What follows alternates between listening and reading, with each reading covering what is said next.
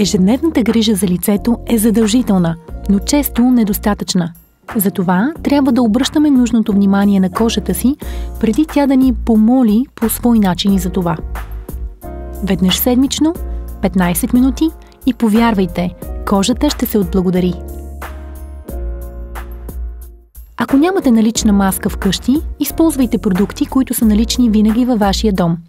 Прекрасен вариант за дълбоко почистване на лицето е маска с кисело мляко и аспирин.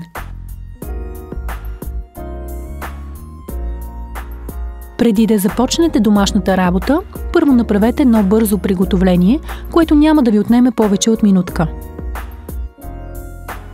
Изчистете старателно лицето си от грим.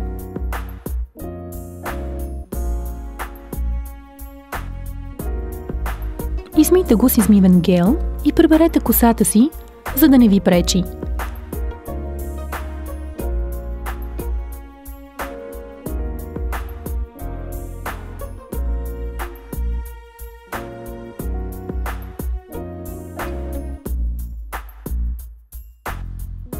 Поставете 3-4 аспирина в подходяща купичка.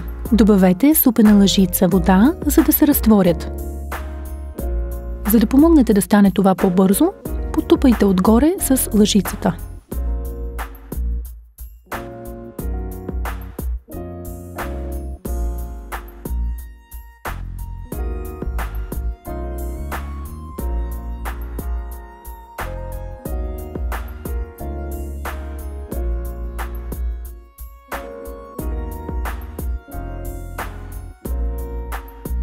Когато се разтворят напълно, разбъркайте и добавете лъжичка кисело мляко. Разбъркайте добре и маската вече е готова. Нанесете равномерно по цялото лице, като избягвате зоната около очите.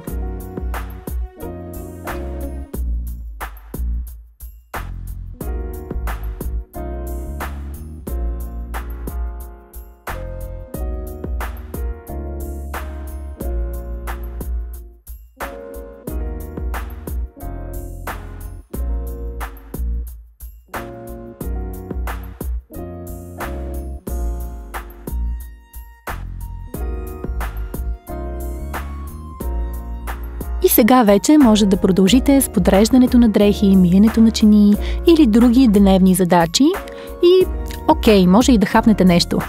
След 10 минути втрийте маската с мокри пръсти. Аспирина е прекрасен ексфолиант. След лекия масаж измийте с хладка вода.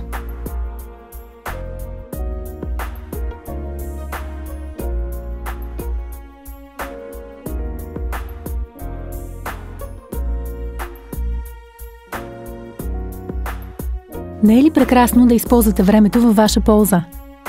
Все още ли мислите, че нямате време за това?